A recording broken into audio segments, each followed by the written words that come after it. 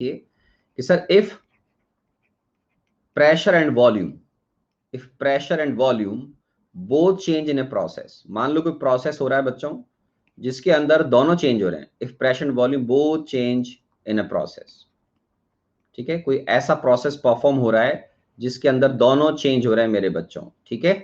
तो अगर ये दोनों चेंज होंगे तो इस सिचुएशन में अपन क्या करेंगे, D H is equal to D U plus D PV. Fine, change देखना है। अब आपको इसको इंटीग्रेट करना पड़ेगा, तो D H is equal to D U plus D PV. Okay, अब आप इसको इंटीग्रेट करिए। कोई भी प्रोसेस है, कोई भी सब्सटेंस हो सकता है, ठीक है, कोई सॉलिड है, लिक्विड है। आप सिचुएशन एंड वॉल्यूम कुछ चीजें रिपीट हो रही हैं लेकिन टर्म्स चेंज हो जाएंगी बस। कैसे, देखिए वन बाय वन। सबसे पहले एक प्रोसेस सीखिए कि सर इफ प्रेशर एंड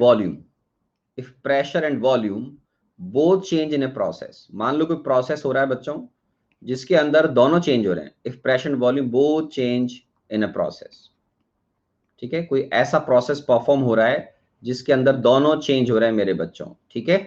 तो अगर ये दोनों चेंज होंगे तो इस सिचुएशन में अपन क्या करेंगे, D H is equal to D U plus D PV. Fine, change देखना है। अब आपको इसको इंटीग्रेट करना पड़ेगा, तो D H is equal to D U plus D PV. Okay, अब आप इसको इंटीग्रेट करिए। कोई भी प्रोसेस है, कोई भी सब्सटेंस हो सकता है, ठीक है, कोई सॉलिड है, लिक्विड है, रियल गैस है, आइडियल गैस है, कोई सब चलेंगे, कोई दिक्कत नहीं। अब देखो, अगर दोनों चेंज होंगे तो इसको हम लिखते कैसे, इंटीग्रेट करने के बाद इनका इंटीग्रेशन तो आप समझते हो, स्टेट फंक्शन है एच और यू, तो डेल्टा एच को मैं ऐसे लिखते हैं delta H is equal to delta U plus, यहां इसको लिखते हैं delta PV, because pressure volume दोनों चेंज हो रहे हैं। अब तुम ये ध्यान रखना बेटा, थर्मोडायनेमिक्स में डेल्टा का मतलब होता है हमेशा चेंज, और वो चेंज हमेशा फाइनल माइनस इनिशियल लिया जाता है। क्या लिया जाता है, फाइनल माइनस इनिशियल कंसीडर किया जाता है। इसको आपको ध्यान रखना पड़ेगा, ठीक है। फाइन, तो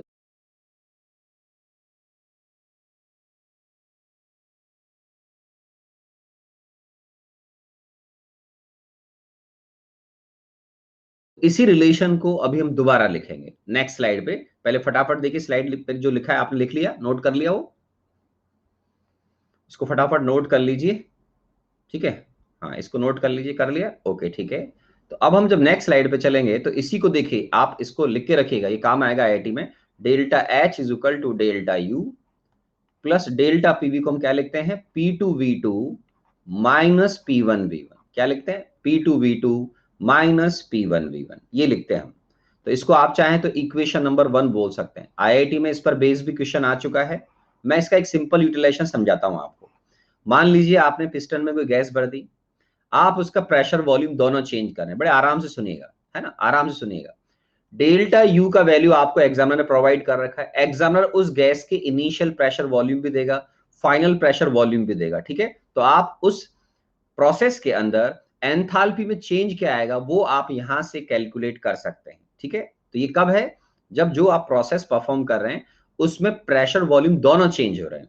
मान लीजिए दोनों चेंज नहीं हो रहे हैं, if process performed a process takes place at constant volume, if process takes place at constant volume, constant volume कहां पर होता है बेटा, एक रिजिड वेसल में आप परफॉर्म करो, आइसोकोरिक प्रोसेस भी बोलते हैं, आपने सुन लिया ये।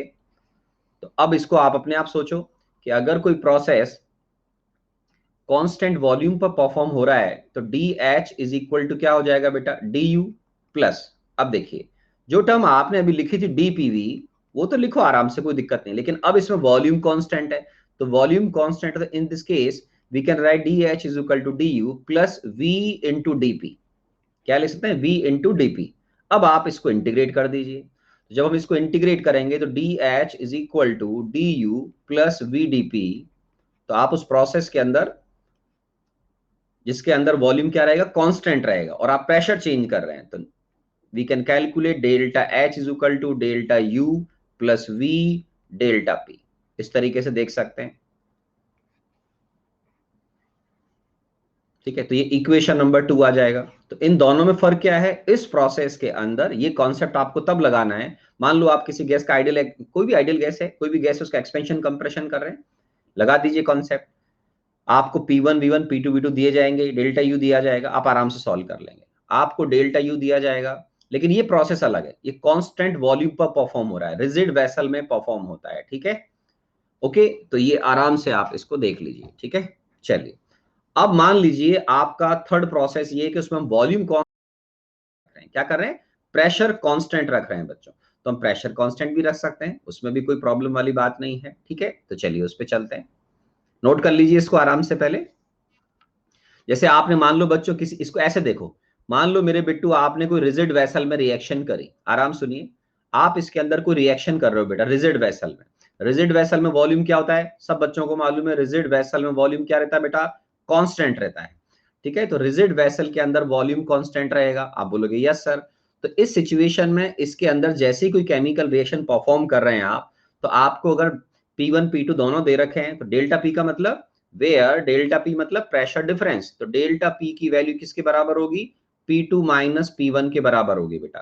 तो delta P means change in pressure. हमेशा थर्मोडायनेमिक्स में ध्यान रखें, डेल्टा P का मतलब P2 minus P1, always final minus initial. तो आपको उस रिएक्शन का अगर डेल्टा U मालूम है, जो भी रिएक्शन परफॉर्म हो रहा है आपको अगर उसका डेल्टा U मालूम है बेटा, तो डेल्टा U मालूम, P1 P2 आपको दिए जाएंगे और उस कंटेनर का वॉल्यूम जो भी कांस्टेंट होगा वो आपको दे दिया जाएगा। तो आप इस रिलेशन से उस रिएक्शन के अंदर एंथैल्पी में चेंज क्या आएगा वो आप यहां से आराम से कैलकुलेट कर सकते हैं, ठीक है। वो आप आराम से यहां से कैलकुलेट कर सकते हैं, इसमें कोई दिक्कत नहीं। थर्ड प्रोसेस अब बहुत इंपॉर्टेंट आएगा मेरे बच्चों, वो क्या आएगा, if process takes place at constant pressure. कि मान लीजिए आप कोई प्रोसेस है उसको कांस्टेंट प्रेशर पे परफॉर्म करना चाहते हैं, ठीक है। चलिए इसको भी नोट कर लो, इक्वेशन नंबर 2 भी लिख लो बेटा।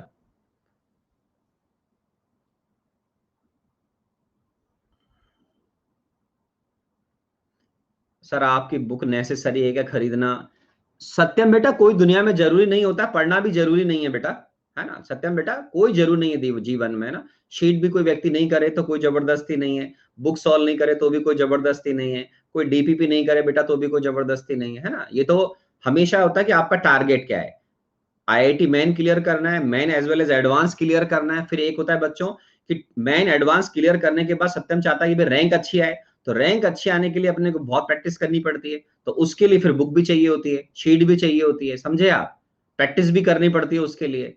और अगर ये सब टारगेट नहीं है, मान लो आपका टारगेट अंडर 5000 वगैरह नहीं है, तो फिर आप मत करिए, कोई दिक्कत वाली बात नहीं है, शीट भी मत करो, बुक भी मत करो, थ्योरी भी मत पढ़ो, कोई दिक्कत थोड़ी है सत्यम बेटा। ये कैसा क्वेश्चन किया है तुमने सत्यम, बहुत ही खराब क्वेश्चन है तुम्हारा, नहीं है ना, अच्छा क्वेश्चन हो तो मैं तारीफ भी करूं उसका, बहुत ही खराब क्वेश्चन कह सकते हैं हम तुमने, ठीक है, ठीक है। तो अगर आपको, ठीक है ना, तो अगर आपको नहीं करना है प्रैक्टिस ज्यादा तो रहने दो बेटा, कोई दिक्कत नहीं है ना, ठीक है। क्योंकि क्या होता है, प्रॉब्लम्स की जितनी प्रैक्टिस करते हैं उतने अपन इफिशिएंट बनते हैं, आप प्रैक्टिस अगर कम करेंगे तो दिक्कत रहेगी आपके साथ में, नहीं ठीक है ना। इनफैक्ट आप देखो ना, आज तक की हिस्ट्री में ऐसा नहीं हुआ है कि मैंने प्रॉब्लम जब सॉल्व करवाता हूँ लाइव यहाँ पर, कि कोई इजी से इजी क्वेश्चन में भी 100% बच्चों का सही नहीं होता है। तो वो ये इस बात को प्रूव करता है, कितना भी इजी प्रॉब्लम दे दो आप, कि प्रैक्टिस की बहुत जरूरत होती है, ठीक है। चलो ये लिख लिया बच्चों,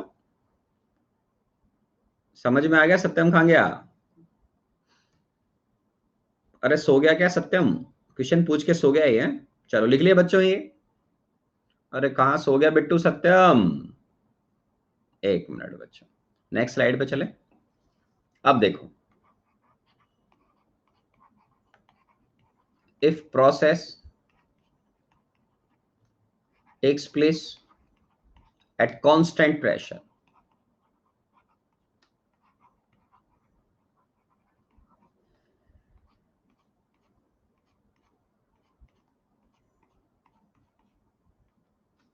ठीक है। अगर मान लीजिए अब कोई प्रोसेस कांस्टेंट प्रेशर पे हो रहा है बेटा, तो उस सिचुएशन में क्या करेंगे, देखिए D H is equal to D U plus plus, ठीक है। प्रेशर कांस्टेंट है बेटा, तो अपन खुद सोचो क्या लिखूंगा, बताओ सोचो आराम से, प्रेशर कांस्टेंट है अब, तो डी एच को क्या लिखेंगे बेटा, डी यू प्लस पीडीवी, क्या लिखेंगे, प्लस पीडीवी, ठीक है, आराम से लिखिए। तो एक अच्छा रिलेशन है, प्रेशर कांस्टेंट है इसमें, ओके। अब इसको इंटीग्रेट करो बेटा, तो D H is equal to D U plus P D V. ठीक है, तो क्या हो जाएगा, delta H is equal to delta U plus क्या लिखूं, पी डेल्टा वी। तो ये भी एक इंपॉर्टेंट रिलेशन आ गया। ये जितने भी रिलेशन में लिख रहा हूं आपके लिए 1 2 3 सब आईआईटी में आ चुके हैं मेरे बच्चों, सब आईआईटी में आ चुके हैं, ठीक है ना। ओके, तो जैसे मान लीजिए आपने कांस्टेंट प्रेशर रखा, बिल्कुल रख सकते हैं आप, पिस्टन के अंदर मूवमेंट हो रहा है, वॉल्यूम चेंज हो रहा है मेरे बच्चों, ठीक है।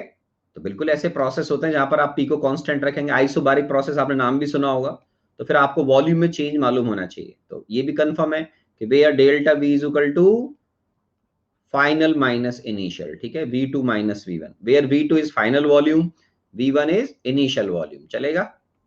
फाइनल वॉल्यूम बेटा और V1 इज इनिशियल वॉल्यूम, ठीक है, लिख लीजिए आराम से, ठीक है। चलो मैं, ठीक है, ठीक है बच्चों, कुछ अपन चैट बंद कर दें थोड़ी देर के लिए, कोई दिक्कत आएगी तो बता देना, ठीक है। ओके, तो चैट बंद कर दें थोड़ी देर के लिए। ओके, तो delta H is equal to delta U plus P delta V हो जाएगा बेटा, फाइन। अब इसके अंदर देखिए ये रिलेशन आ गया, कहां लगाना है, कोई भी प्रोसेस आप परफॉर्म कर रहे हैं किसी सब्सटेंस को लेकर जिसमें प्रेशर कांस्टेंट होना चाहिए, एकदम लिखा हुआ है, इफ प्रोसेस टेक्स प्लेस और carried out at constant pressure, क्या बोलते हैं उसको बेटा, आइसोबारिक प्रोसेस, ऐसा कर सकते हैं। एक अच्छा रिलेशन आ गया, एग्जाम में न्यूमेरिकल आराम सॉल्व हो जाएगा, डेल्टा यू दे देगा, पी दे देगा, डेल्टा वी दे देगा। अब एक इंटरेस्टिंग बात देखिए आप, कि हमने मेरे बच्चों फर्स्ट लॉ ऑफ थर्मोडायनामिक्स पढ़ा हुआ है, आप बोलोगे बिल्कुल पढ़ा हुआ है सर, तो उससे हम एक कॉन्सेप्ट देखते हैं अभी, देखो क्या, देखो आराम से, as per first law of thermodynamics, देखिए आप कि हमने मेरे बच्चों फर्स्ट